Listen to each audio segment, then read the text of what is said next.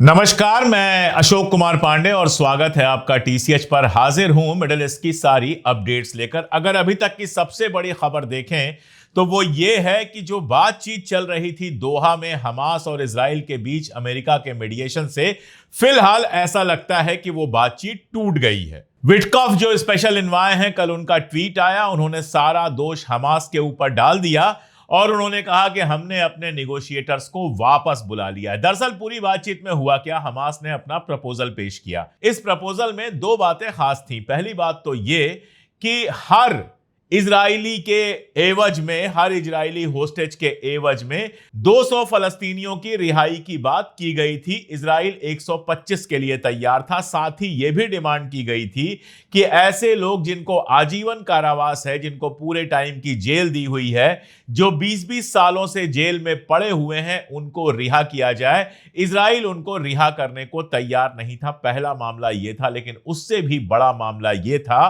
कि अमेरिका और इजराइल जो पूरा खेल खेल रहे थे, उसमें इजराइल की आर्मी का बड़ा हिस्सा अभी भी गजा के अंदर रहना था। अब आप खुद सोच के देखिए, एक तो परमानेंट सीज फायर नहीं है, 60 दिन के सीज फायर की आप बात कर रहे हो।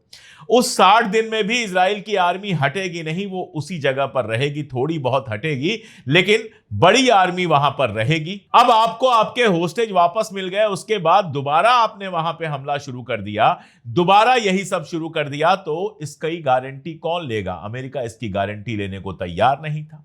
इजराइल की जो नीयत है वो बहुत कायदे से आप समझ रहे हैं। इजराइल की नेसेट में, इजराइल की जो संसद है, उसके अंदर बाकायदा एक बिल पास किया गया। यह बिल क्या है? यह बिल वेस्ट बैंक को, जो फलस्तीन का हिस्सा है, इजराइल में मिलाने को अप्रूव करता है। यानी वेस्ट बैंक को पूरी तरह से फलस्तीन से छीन के इजराइल में मिलाने की बात करता है। यह संसद के अंदर पास होता है और उसके बाद जो वहां के डिप्टी प्राइम मिनिस्टर हैं यारिव लेविन, वो इसको हिस्टोरिकल कहते हैं, बाकायदा खुल के बयान देते हैं कि पूरे वेस्ट बैंक पर कब्जा किया जाएगा और वेस्ट बैंक पर कब्जा करके उसमें ज्यूइश बस्तियां बसाई जाएंगी। सिर्फ इतना ही नहीं है, एक और मंत्री सामने आते हैं, वहां के हेरिटेज मिनिस्टर हैं, वो कहते हैं कि गजा को हम वाइप आउट करने वाले हैं, पूरी तरह से साफ करने वाले हैं और उस पर यहूदियों की बस्तियां बसाने वाले हैं। ये तो नीयत है। अभी ये बातचीत चल ही रही थी, इसके बीच में मोसाद के जो हेड हैं वो अमेरिका गए थे और वहां पर कोशिश कर रहे थे कि किसी तरह से गजा की पूरी सफाई की प्लानिंग हो जाए। तो किस बात का सीज फायर? दरअसल आप सीज फायर सिर्फ इसलिए करना चाहते हो कि आपको होस्टेज वापस मिल जाए और दुनिया भर में जो जबरदस्त बदनामी हो रही है वो थोड़े दिनों के लिए रुक जाए। इसके अलावा आपकी नीयत सीज फायर की नहीं है और इस नीयत में अमेरिका और इजराइल दोनों के दोनों शामिल हैं। दोनों के दोनों जानबूझकर पूरी दुनिया में माहौल बनाते हैं कि हम तो बातचीत के लिए आए हैं, हम तो पीस चाहते हैं, फला ढिमका, और उसके बाद सारा दोष हमास के ऊपर डाल के निकल जाओ। सीज फायर तो आपको करना नहीं है। अब विटकॉफ कह रहे हैं कि हम अलग तरीका कोई अपनाएंगे वहां पर खाना पहुंचाने का, फला ढिमका। अभी जो वहां पर खाना पहुंचाने के लिए आपने जीएचएफ बनाया है वो तो आप ही ने बनाया है और जितने लोग लाइन में लग रहे हैं उनमें से रोज 150 लोगों की हत्या हो जा रही है। आप खामोश बैठे हुए हैं। आपने इमदाद बांटने को भी हत्या करने का तरीका बना के रख दिया है और आप कह रहे हैं आप अमन चाहते हैं। आप कहीं अमन नहीं चाहते हैं। आप सिर्फ युद्ध की धमकियां देते हैं। आप सिर्फ और सिर्फ ये चाहते हैं कि लोग मरते रहें ताकि आपका धंधा चलता रहे। लेकिन जिस तरह की खबरें लगातार फलस्तीन से आई हैं, गजा से आई हैं, जिस तरह से सारी दुनिया में आवाम जो है वो इजराइल के खिलाफ हुई है, उसके असरात अब सारी दुनिया पर दिखना शुरू हो चुके हैं। एक घटना मैं आपको बता देता हूं, उसके बाद बैनुल अक़वाम की खबरों पर, इंटरनेशनल खबरों पर मैं आपको लेकर और चलूंगा। स्पेन की यह खबर है। एक जहाज आ रहा था फ्रांस से स्पेन की तरफ, उसमें जूविश बच्चे बैठे हुए थे। बच्चे क्या, 15, 16, 17 साल के लोग थे, लड़के थे। ये वही लड़के हैं जो इजराइल में जुलूस निकालते हैं तो डेथ टू अरब, अरबों को मार दो, अरब मुर्दाबाद टाइप के नारे लगाते हैं और भद्दे इशारे करते हैं अरबों की तरफ। उसी उम्र के ये लड़के थे और ये लड़के जो है उस जहाज में बैठे हुए थे। उस जहाज में अपनी अपनी भाषा में इन्होंने गाना गाना शुरू किया और कहा यह जा रहा है कि वही गाने जो इजराइल में गाते हैं फलस्तीनियों के खिलाफ, अरबों के खिलाफ, उसी तरह के गाने गाने शुरू किए। जब रोका गया तो इन्होंने बदतमीजी की। नतीजा क्या हुआ? नतीजा यह हुआ कि स्पेन में इन सबको जहाज से बाहर निकाल दिया गया, गिरफ्तार किया गया, इनके हाथ पांव बांधे गए और इनको जहाज से निकाल के फेंक दिया गया।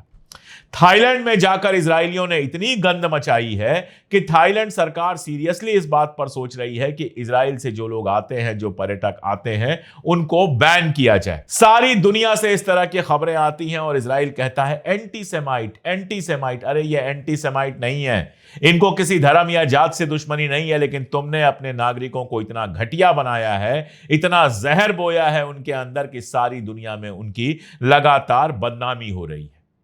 और यही वजह है कि फ्रांस के राष्ट्रपति ने, मैक्रॉन ने, कल एक ट्वीट किया और उस ट्वीट में कहा कि हम यूएन की असेंबली में, यूएन की जो मीटिंग होनी है, जो मोस्ट प्रोबेबली अगले महीने या सितंबर के फर्स्ट वीक में होगी, उसमें फलस्तीन को एक मुल्क का दर्जा दे देंगे, रिकॉग्निशन दे देंगे फलस्तीन को। यह बहुत बड़ी खबर है। मैं ये नहीं कह रहा हूं कि इससे कल ही आजादी मिल जाएगी, फलस्तीन की सारी मुश्किलात दूर हो जाएंगी, लेकिन आप ये नक्शा देखिए, ये पूरी दुनिया का नक्शा है और इसमें जो हरा हिस्सा है, हरा रंगा हुआ है, जिसमें हमारा हिंदुस्तान भी शामिल है, वो उन मुल्कों का है जिन मुल्कों ने फलस्तीन को पहले से मान्यता दी हुई है। यह कहा हुआ है कि इजराइल अगर एक मुल्क है तो फलस्तीन भी मुल्क है। बहुत सारे मुल्क इसमें से ऐसे हैं जो इजराइल को मान्यता नहीं देते हैं लेकिन फलस्तीन को मान्यता देते हैं। यूरोप और अमेरिका में आप देखेंगे ये खाली है, क्योंकि अमेरिका मान्यता नहीं देता और यूरोप के ज्यादातर मुल्क जो हैं वो फलस्तीन को एक अलग मुल्क की मान्यता नहीं देते हैं। इसीलिए यूएन में फलस्तीन को परमानेंट वाली सीट नहीं मिलती है। अब आप देखते हैं कि यूरोप में 3 मुल्क पहले ही फलस्तीन को मान्यता देने की बात कर चुके हैं या मान्यता दे चुके हैं। पहला है आयरलैंड, दूसरा है नॉर्वे और तीसरा है स्पेन। ये तीनों मुल्क हैं लेकिन छोटे मुल्क हैं। स्पेन कोई छोटा मुल्क तो नहीं है, लेकिन मेनलैंड जो यूरोप है, यूरोप की जो ताकतवर मुल्क हैं, उनमें नहीं गिना जाता है।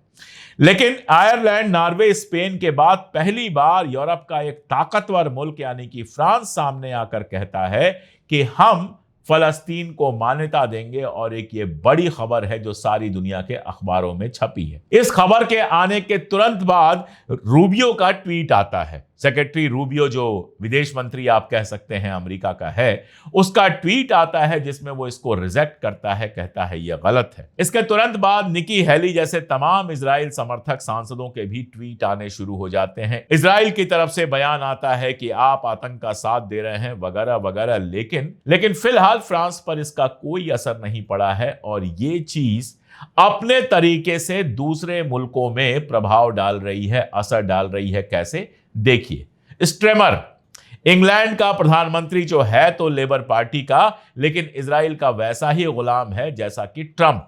लगातार इजराइल का सपोर्ट करता रहा है, इजराइल को हथियार देता रहा है, हर तरह से सपोर्ट करता रहा है। लेकिन पिछले 2 दिनों से लगातार उसके बयान आ रहे हैं और कल जो बयान आया है वो तो बेहद कड़ा बयान है, जिसमें फलस्तीन के अंदर जो कुछ चल रहा है, जिस तरह से जेनोसाइड चल रहा है, जिस तरह से भुखमरी चल रही है, उसकी कड़ी मजम्मत की गई है। हालांकि केन स्ट्रेमर जैसा आदमी जो है मजम्मत भी करेगा तो उसको गालियां सुननी पड़ेंगी। सबसे पहले अगर किसी को देखा जाए तो ममदानी, जो न्यूयॉर्क में मेयर का इलेक्शन लड़ रहे हैं, उन्होंने कोर्ट रिट्वीट किया और वही सवाल पूछे जो हम लोग लगातार पूछते हैं कि कल तक तो तुम हथियार दे रहे थे, कल तक तो तुम हर तरह से मदद कर रहे थे, तो ये जो बच्चे मर रहे हैं, जो लोग मर रहे हैं, इसमें तुम बराबर के साझीदार हो, ये सब है। लेकिन फिर भी खुल के कहना पड़ा सामने आकर, यह अपने आप में बड़ी बात है और स्ट्रेमर अकेले नहीं है। कल ही ऑस्ट्रेलिया के पीएम ने भी एक लंबा चौड़ा लेटर जारी किया और यह लेटर जारी करके उन्होंने भी लगभग वही सारी बातें कही जो इंग्लैंड कह रहा है। अब देखिए, इंग्लैंड हो, ऑस्ट्रेलिया हो या फिर कनाडा के प्राइम मिनिस्टर जिस तरह से लगातार कह रहे हैं, ये इंपॉर्टेंट मुल्क है, इनके कहने का मानी होता है। अभी स्ट्रेमर का एक और ट्वीट आया कि जल्दी ही वो आजकल में मीटिंग बुलाने वाले हैं जिसमें फ्रांस भी होगा, इंग्लैंड भी होगा और शायद जर्मनी भी होगा और ये लोग मिलकर गजा के अंदर जो भुखमरी की समस्या है, जिस तरह से इमदाद नहीं पहुंच रही है, उसको टैकल करेंगे। आप देखिए, इजराइल ने बहुत सारे झूठ फैलाए। असरात कैसे होते हैं ये देखते जाइए। इजराइल ने बहुत सारे झूठ फैलाए, जिसमें से एक झूठ ये था कि मदद जा तो रही है लेकिन हमास लूट ले रहा है। अमेरिका ने इसकी जांच कराई, सीधे अमेरिका ने जांच कराई है, किसी और ने, कोई यूएन वगैरह इसमें इन्वॉल्व नहीं है, यूएस एड से जांच करवाई। और इस जांच में यह पाया गया कि हमास ने 1 किलो अनाज भी चोरी नहीं किया है। यानी इजराइल का जो आरोप था कि हमास चोरी कर रहा है वो बिल्कुल झूठ था। मैं पहले ही आपको बता चुका हूं कि इजराइल कई ऐसे ऑर्गेनाइजेशंस को सपोर्ट करता है जिनके ऊपर शक है कि वो जानबूझकर सारा का सारा इमदाद लूटने का काम कर रहे हैं। अब कल एक बयान आया था बड़ा मजेदार नेतन्याहू का कि जो अमेरिकी इजराइल को सपोर्ट नहीं करते हैं वो असल में अमेरिका को भी सपोर्ट नहीं करते हैं। ये ऐसे बयान क्यों आते हैं? क्योंकि ये दर्द बढ़ता जा रहा है कि अमेरिका में लगातार इजराइल का सपोर्ट कम हो रहा है। फ्रांस में कम हो रहा है, इंग्लैंड में कम हो रहा है, जर्मनी में कम हो रहा है, सारी दुनिया में इजराइल का असली चेहरा दिखना शुरू हो गया है। मैं बार बार कहता हूं कि फलस्तीनियों ने बहुत झेला है। बहुत सारे एक्सपर्ट बहुत सारी बातें करते हैं, ये हो जाएगा वो हो जाएगा। मैं कोई एक्सपर्ट नहीं हूं। मैं जितना दिमाग लगाता हूं उतना ही दिल से भी सोचता हूं। मेरे लिए इंसानियत अपने आप में बड़ी चीज है और इसीलिए मैं बार बार कहता हूं कि दुनिया का इतिहास मैंने पढ़ा है, फलस्तीनियों का ये जो बलिदान है, ये जो शहादत है फलस्तीनियों की, ये बर्बाद नहीं जाने वाली। 50 साल मेरी उम्र हो गई, 30-35 साल से तो दुनिया को देख ही रहा हूं। बहुत बार ऐसा हुआ कि इजराइल ने हमला किया, बहुत सारे फलस्तीनियों को मार दिया, बच्चों को मारा। ऐसा 7 अक्टूबर के पहले पता नहीं कितनी बार हो चुका है।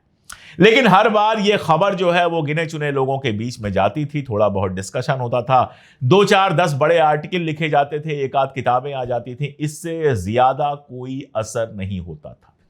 इस बार सारी दुनिया में फलस्तीन का मैसेज गया है और जबरदस्त गया है। और यह जो मैसेज लगातार गया है, जिस तरह की खबरें आ रही है, खबर मैं आपको बताता हूं। वेस्ट बैंक से खबर आई है। यह खबर क्या बताती है कि 30 गांवों का पानी, वेस्ट बैंक में 30 फलस्तीनी गांवों का पीने का पानी रोक दिया गया। क्यों रोक दिया गया?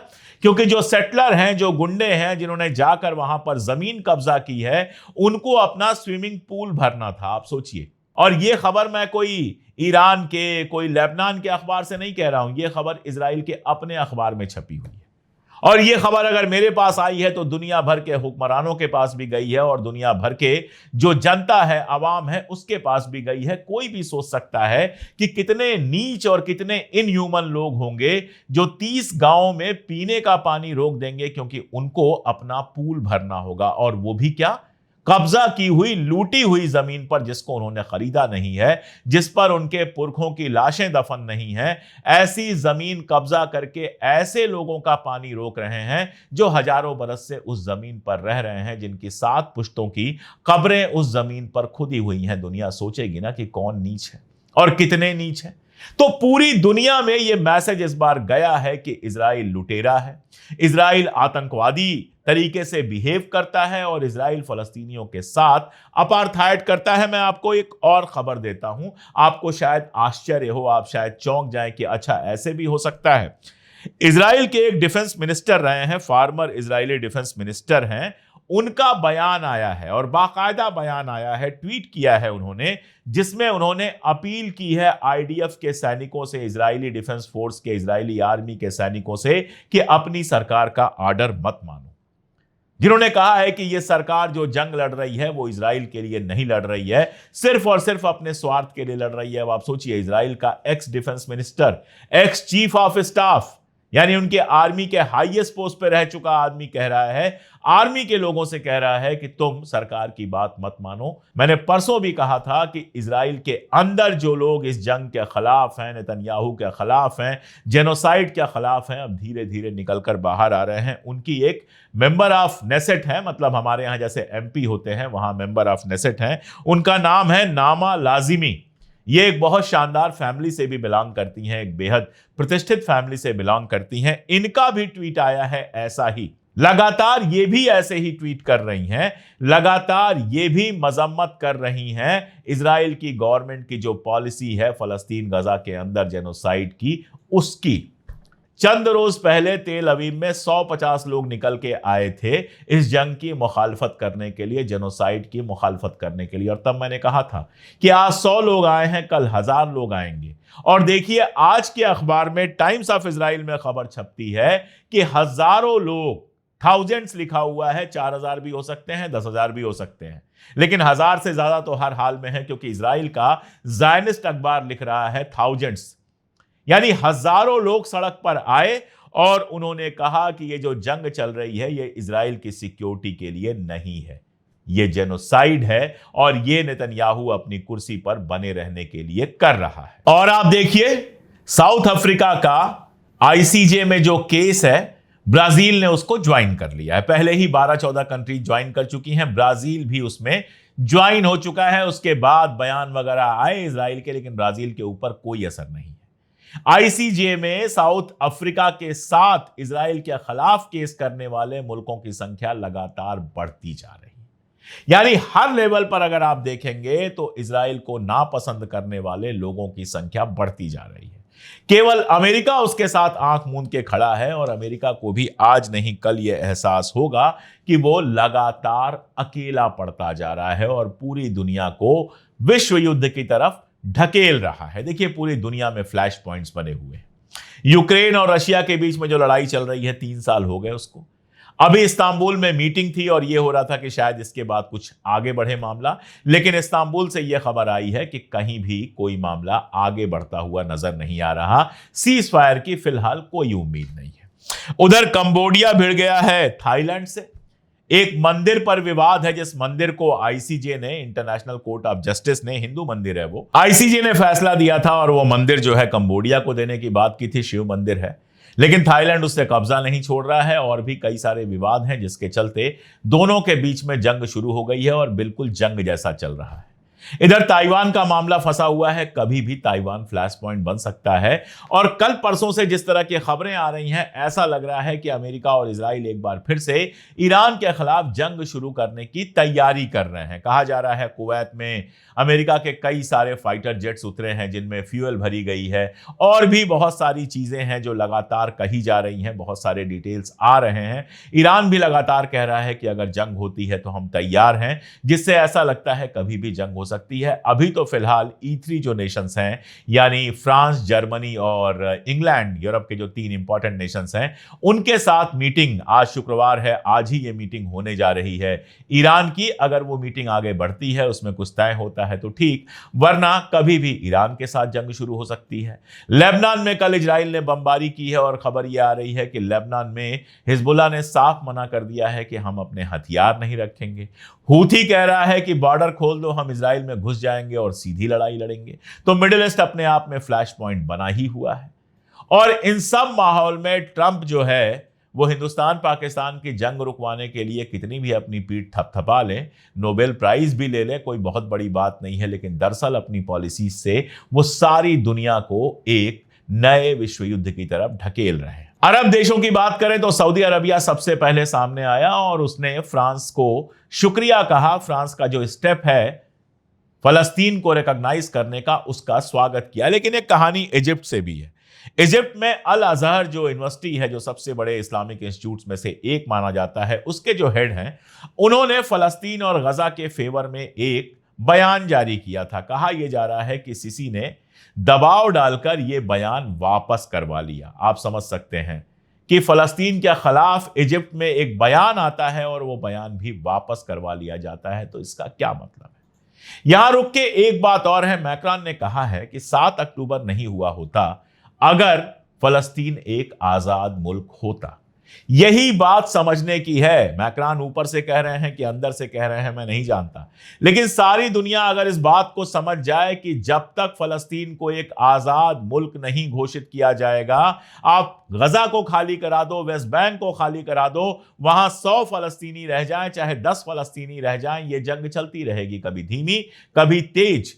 अगर वाकई इजराइल में शांति चाहिए, अगर वाकई इजराइल को सिक्योरिटी चाहिए, अगर वाकई मिडिल ईस्ट के अंदर शांति चाहिए, तो सिर्फ और सिर्फ एक तरीका है कि फलस्तीनियों को उनका हक दिया जाए, फलस्तीनियों को उनका मुल्क दिया जाए। मुझे इस बात की खुशी है कि मैं एक ऐसे मुल्क में रहता हूं जिसने फलस्तीन को बहुत पहले, लगभग सबसे पहले रिकॉग्नाइज किया था। नॉन अरब पहली कंट्री थी जिसने रिकॉग्नाइज किया था, और उस हवाले से वैसे मुल्क का बाशिंदा होने के नाते मैं सारी दुनिया से यह अपील करता हूं कि फलस्तीन को आजाद मुल्क का दर्जा दिया जाए। अगर दुनिया को तीसरी जंग से बचाना है, तीसरी आलमी जंग से बचाना है और मिडिल ईस्ट को शांत बने रहना है, तो सिर्फ और सिर्फ एक तरीका है कि फलस्तीन को आजादी मिले। और मैं हमेशा कहता हूं कि मुझे पूरी उम्मीद और भरोसा है कि अपनी जिंदगी में ही मैं वो दिन देखूंगा जब फलस्तीन को आजादी मिलेगी। आज के लिए इतना ही, बहुत शुक्रिया।